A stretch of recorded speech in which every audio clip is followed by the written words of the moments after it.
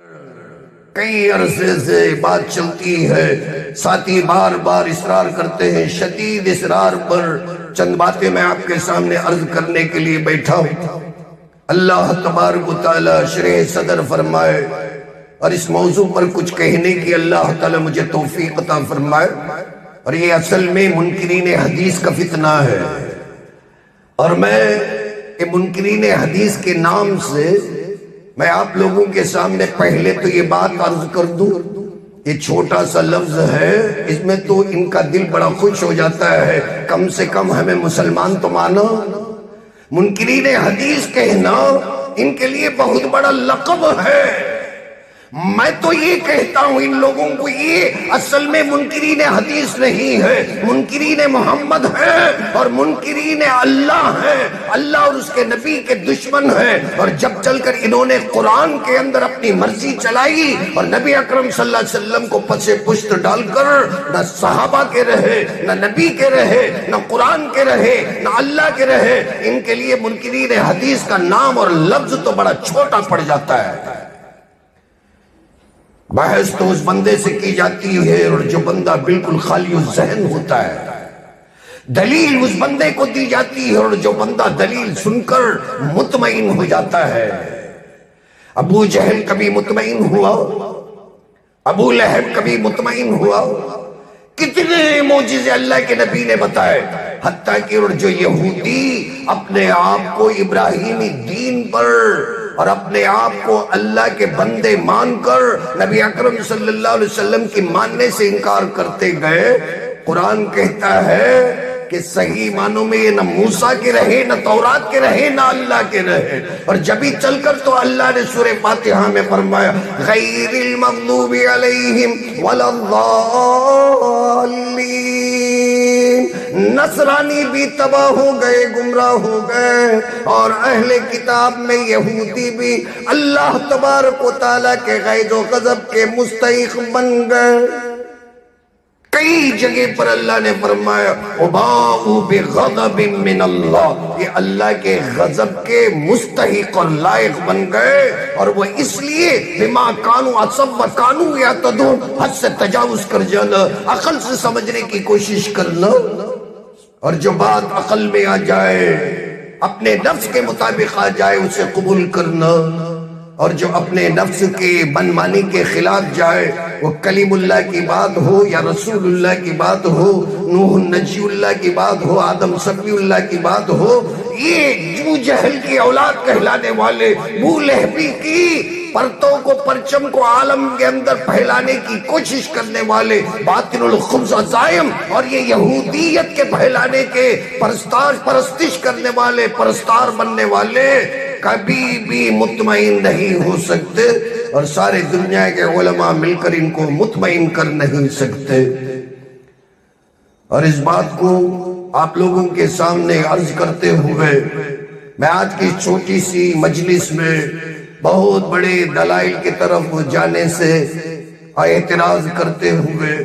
مختصر سی دو چند باتیں آپ کے سامنے عرض کیے دیتا ہوں، تاکہ آپ کو سمجھ میں آ جائے، مجھے سمجھ میں آ جائے کہ ان سے الجھنے کے بجائے ہم اپنے ایمان کی کیسی حفاظت کر سکتے ہیں۔ پروردگار عالم قرآن مجید کے اندر ارشاد فرماتے ہیں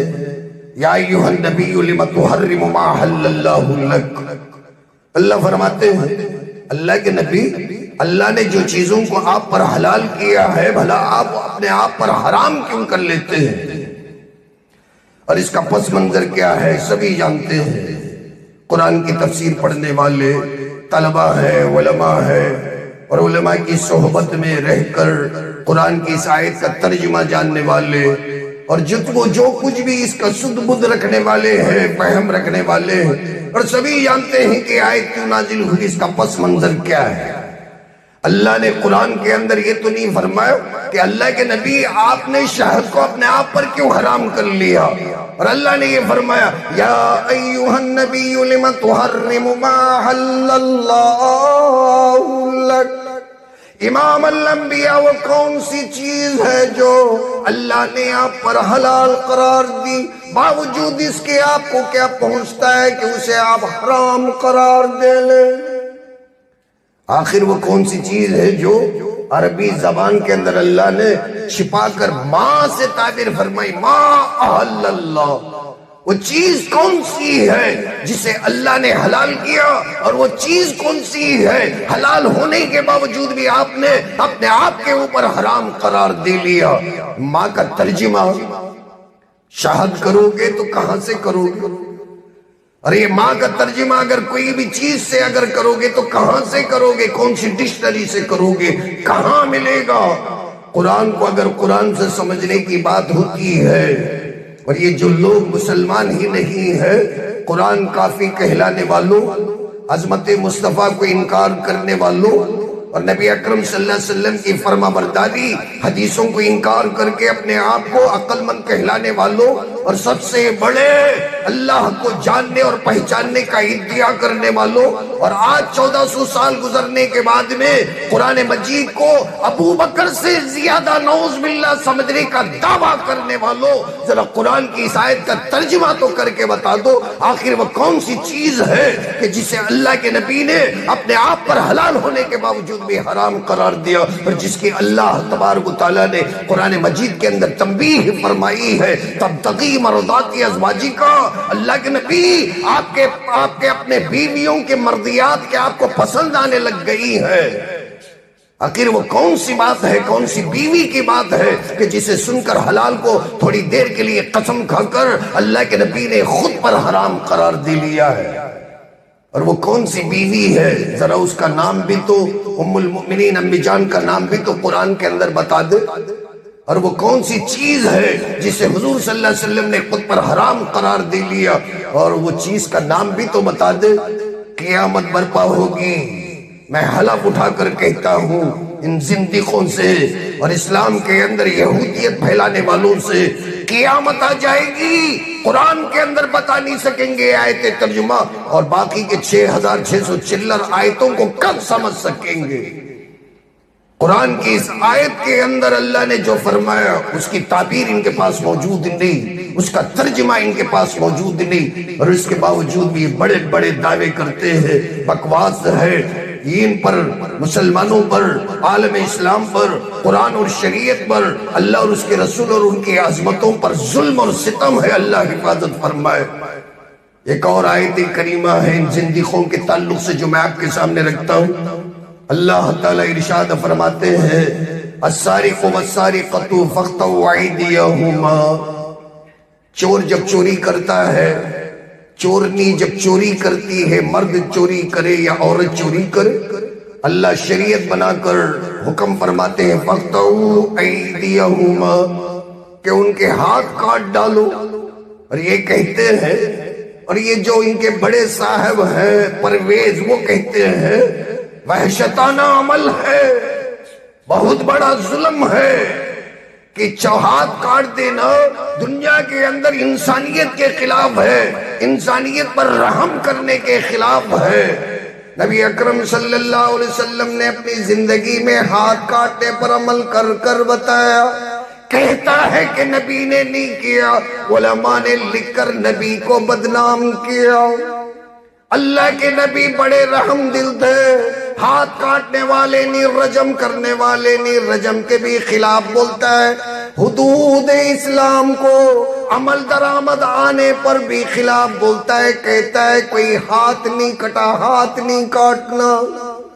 میں پوچھتا ہوں اس پرویزیوں سے اور ان بولہبیوں سے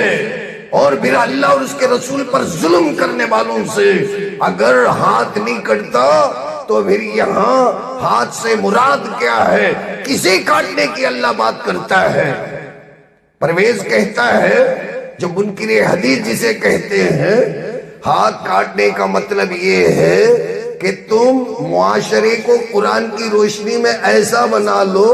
کہ کسی کے ہاتھ اگر کٹ جائیں تو جیسے وہ بندہ چوری کر ہی نہیں سکتا، دعوت اور تبلیغ اتنا کرو قرآن کو لے کر، حدیث کو چھوڑ کر، کہ پولیس اسٹیشن کا وجود ختم ہو جائے، کوئی آدمی مجرم ہی باقی نہ رہے۔ ایک کام تو میں ان پرویزیوں سے یہ بولتا ہوں، کہ جب تو اور تیرا پرویز مل کر یہ کام کر، شیطان کو کہیں بھی پکڑ کر اسے زہر ہلاہل کھلا کر مار دے، پھر دنیا کے اندر نہ ہاتھ کٹے گا نہ سنسار کیا جائے گا۔ اگر تمہارے مجال میں ہے، قدرت میں ہے، شیطان کو پکڑو، شیطان کو پکڑ کر جو اللہ سے مہلت مانگ کر آیا ہے، اللہ نے قرآن کے اندر جسے مہلت دی ہے اور جس نے قسم کھا لی کہ آپ کے اپنے کسی بھی بندے کو میں جنت کی خوشبو تک سونگھنے نہیں دوں گا، ایسا کر لے، ایسا معاشرہ جبھی بنے گا غامدی، اور ایسا معاشرہ جبھی بنے گا پرویز اور قادیانیوں۔ یہ معاشرہ اس وقت میں تشکیل پاتا ہے اور جبکہ تم تینوں مل کر اور تم اپنے جنات کو ساتھ میں لے کر، اپنے چیلے اور چپاٹے اور شیاطین کو شامل کر کر اس شیطان کو پکڑ کر زہر دے کر مار دو، پھر تو نہ یہاں کسی عورت کی عصمت دری ہوگی، نہ کوئی بیٹا قتل ہوگا، نہ کوئی بیٹی عصمت کے لیے تڑپ تڑپ کر جان دے سکتی ہے، نہ کسی کے گھر میں چوری ہو سکتی ہے، نہ کوئی سولی چڑھ سکتا ہے۔ اگر یہ ہو سکتا تو کر کے بتاؤ، قیامت آ جائے گی تو نہ شیطان کو پکڑ سکے گا، اور نہ شیطان پر ان کو یقین ہے، نہ جن پر یقین ہے، نہ نماز کو ماننے والے ہیں، نہ زکوٰۃ کو ماننے والے ہیں۔ میں اس مختصر سے وقت میں ان کی کالی کرتوتوں پر زیادہ تو روشنی ڈال نہیں سکتا، اور جہاں جہاں نماز کا ذکر آیا نا، یہ کہتے ہیں کہ نماز پڑھنا ہی نہیں ہے، نماز کو انکار کر دیا۔ کیوں؟ جان بوجھ کر اگر یہ نماز کو قبول کریں گے نا تو حدیث کو ماننا پڑے گا۔ کہہ دیا کہ نماز کوئی چیز نہیں، زکوٰۃ کو انکار کر دیا کہ زکوٰۃ کا مطلب ہے پاکیزہ ماحول پیدا کرنا، پاکیزہ معاشرہ پیدا کرنا، اور جہاں کبھی ان پر دباؤ ڈالا جاتا ہے تو کہتے ہیں امرؤ القیس کی پرانی جو بکواس شاعری ہے، اور جس میں عورتوں کے تعلق سے، میاں بیوی کے تعلقات سے جو کلام لکھے گئے ہیں، وہاں پہنچ کر یہ لوگ قرآن کے الفاظ کو سمجھنے کی کوشش کرتے ہیں۔ مجھے تو بڑی ہنسی آتی ہے، کتنا بڑا مذاق ہے۔ ان کو ابو جہل کی شاعری میں اعتماد ہے، خدا کی قسم امام الانبیاء کے شاگرد ابو ہریرہ میں ان کو اعتماد نہیں ہے۔ قیامت آئے گی، اہل سنت والجماعت امام بخاری کے ساتھ کھڑے ہوں گے، مسلم کے ساتھ کھڑے ہوں گے، اور سارے صحابہ کے ساتھ کھڑے ہوں گے۔ قرآن کو ڈکشنری کے اندر تلاش کرنے والا یہ غامدی، یہ پرویزی اور یہ قادیانی اور ان کے اپنے چیلے چپاٹے جتنے بھی ہوں گے، وہ امرؤ القیس کے ساتھ کھڑے ہوں گے، ابو جہل کے ساتھ کھڑے ہوں گے، ابو لہب کے ساتھ کھڑے ہوں گے۔ اور ہمیں تو اللہ تبارک و تعالی حدیثوں کا عامل بنا کر ابو ہریرہ کا عاشق بنایا۔ اللہ کے نبی نے جن سے محبت کی، اللہ نے جن کو رضی اللہ عنہ کا لقب عطا فرمایا، ان تمام کی عظمتوں سے اللہ نے ہمارے سینوں کو بھرپور فرمایا، بہرور فرمایا۔ اللہ کرے کہ ہمارا حشر انہی کے ساتھ ہو جائے۔